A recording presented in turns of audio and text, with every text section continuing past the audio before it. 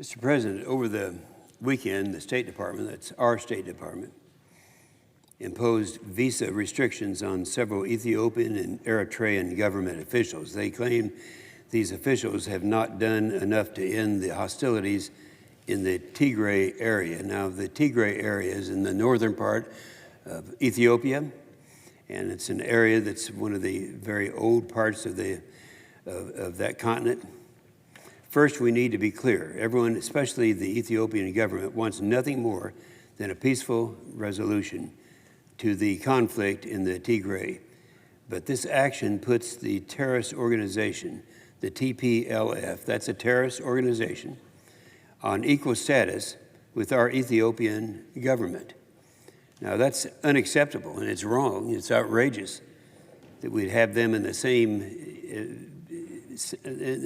issue, as if they're somehow equals.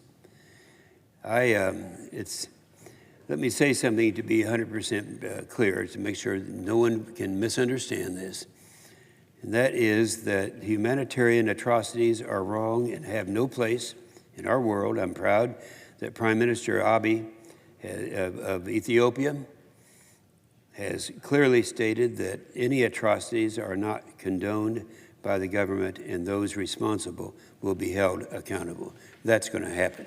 To truly understand this issue and why putting the Ethiopian government on equal footing with the TPLF is so offensive and downright wrong, you need to understand how we got here and indulge it with me in just a little bit of history.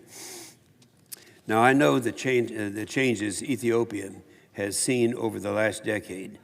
Since 2005, I have visited Ethiopia 19 different times, engaging and developing relationships with prime ministers, cabinet ministers, legislators, business people, aid workers, and everyone else in between. I say this to show that I know Ethiopia, probably better than anyone else in this chamber. But more than that, I know its history. Ethiopia is the oldest independent country in all of Africa, but one that is newly democratic. And that comes with problems, and we understand that. The current controversy and why we are here today started back in the 1970s with a man named Mengistu. From 1974 to 1991, Mengistu was the leader of the Communist Derg. That's a communist party in Ethiopia. This was the controlling party at the time. It is a communist party. They ran Ethiopia. It was a terrible time for Ethiopia. That was during one of the worst famines that they ever had on that continent, or actually anywhere. It killed over 1 million people, and that might be the most significant famine in the history in terms of deaths. Then in 1991, the communists were booted out. At the time that this took place, one person who was responsible for the getting rid of the Derg communists and the communist threat in Ethiopia was a guy named Meles. He was a member of the Tigrayan political party. Now, we got to know him quite well. He's the one who got communism out of that part of the world. He ended up as prime minister. This is really the election that a lot of people don't like, and they forget about the fact that he was the prime minister who actually got rid of the communists in Ethiopia. So he became a prime minister. He started to build democracy. He died in 2012. I got to know him quite well during his lifetime, and I saw the progress that he made and the advances that they made. He was then replaced by another prime minister whose name was Haile Mariam. And now he became prime minister, and he continued to push for democracy. Haile Mariam worked diligently and improved things. Under his tenure, Ethiopia established the Independent Ethiopian Human Rights Committee that reported on violence and human rights and problems. It was tremendously successful. They didn't just establish it, they acted on it. They came out with with a report and acted on it to hold perpetrators accountable and to make the improvements that were being made at that time.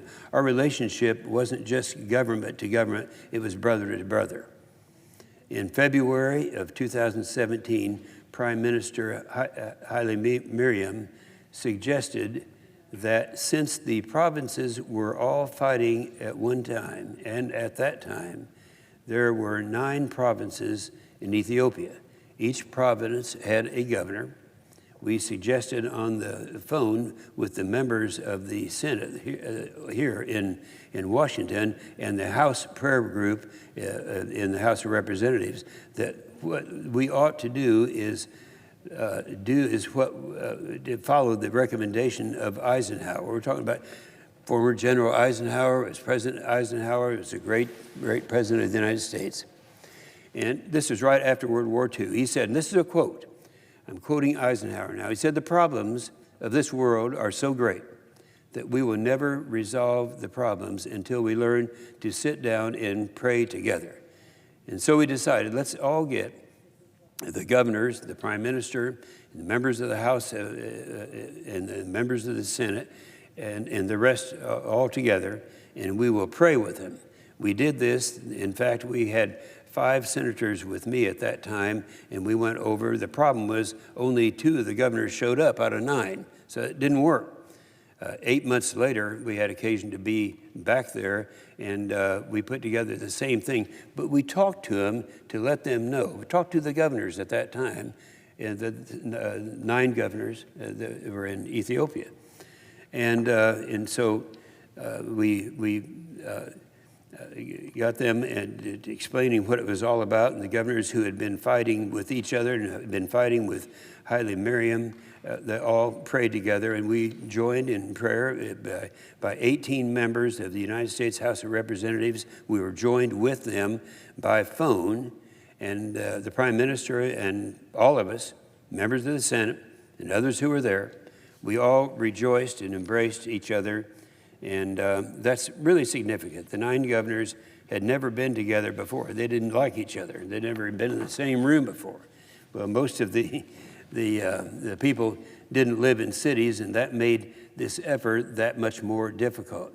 The vast majority of people who live there are in rural communities, and that made this widespread change and development a longer and more difficult path. In Ethiopia, the tribal factions also played a great role. If you go from province to province, that used to be from tribe to tribe. And they historically have not gotten along until this time. So it made it more difficult because of the factions and all of that, but it worked. We unified them together, and that was unlike anything that has ever happened. One of the governors who was there at the time was named Dr. Abiy. You might remember that name because he's now the Prime Minister of Ethiopia. And I've often said that Dr. Abiy is arguably the most educated, the smartest guy that I've seen in that position in the entire continent of Africa. He was just a tremendous person. Well, we got them together, and at a leader's breakfast, we put something together where he told the story of his journey in faith in Jesus. This is Dr. Abiy. We met a year later where we prayed and talked about how to unify the country in peace, not conflict. It is from these meetings that I know Abiy is committed to democracy and committed to the future of Ethiopia. He's showing that with his actions as well. Abiy was elected prime minister in 2018 after active and spirited protests against the existing ruling party, the Ethiopian People's Revolutionary Democratic Front, which had run the country for almost 30 years. Abiy was elected by a country looking for fresh leadership. He immediately took steps to create positive change. He promised unity and reconciliation, and against all odds, he delivered. He passed liberal democratic reforms. He freed political prisoners and journalists. Abiy even did what was once believed impossible.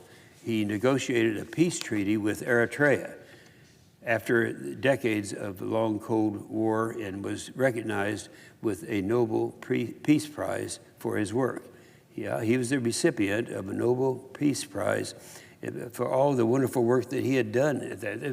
That was in Africa. It was a leading operation. So how does all this play into the situation before us today? The Ethiopian People's Democratic Front, the previous ruling party, is dominated by people from Tigray, the area up north that we've talked about before, one of the regional provinces.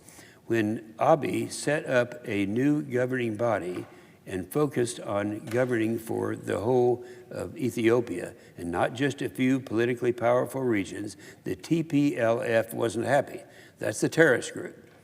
They felt like they were losing the outsized influence that they've held for decades and decades. They also weren't happy about the peace deal with Eritrea. The TPLF were ruling Ethiopia in the 1990s when the bitter Eritrea-Ethiopian conflict was going on. Decades later, they still feel aggrieved and didn't want peace.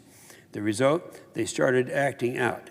In 2019, they started to refuse to participate in the new government and the new ruling party. They expressed their frustration in more overt and destabilizing ways. They held their own regional parliamentary elections in September during the height of the corona pandemic instead of agreeing with the other provinces and the prime minister that they should be postponed because of the pandemic. The militia affiliated with the TPLF, that's the terrorist group, that has been designated by the Ethiopian parliament as a terrorist group, attacked an Ethiopian army base near Mekelle on November the 4th and stole weapons there. Let me restate this plainly. A regional party, TPLF, attacked a government military base. The government rightfully responded, and the regional terrorist group is well equipped and has been fighting back and continuing the conflict for a long period of time now. And that's what's going on right now. That's the situation we find ourselves in.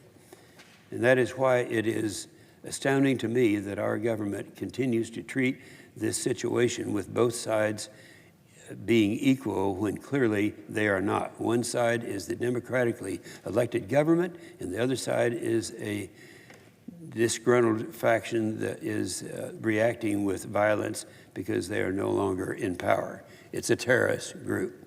And again, the Ethiopian government has been clear that they do not condone any of the reported atrocities, and they will hold anyone who commits atrocities accountable. We, the United States, need to continue to engage Ethiopia and try to understand how what we're seeing today is a product years in the making. It's not a simple matter of two aggrieved parties. It is Prime Minister Abiy working to protect a unified, peaceful, stable Ethiopia. We should be talking to him about how we can help him restore peace, not slapping punitive sanctions on his government, an action that does nothing but demonstrate that we can't or won't appreciate the history and the regional differences that lead to this situation. And I want to close by speaking to Prime Minister Abiy and our friends in Ethiopia directly. Brother, I am with you. Those of us who understand the history, that what you are facing and what you are working to support, we are with you, Prime Minister Abiy. With that, I yield the floor.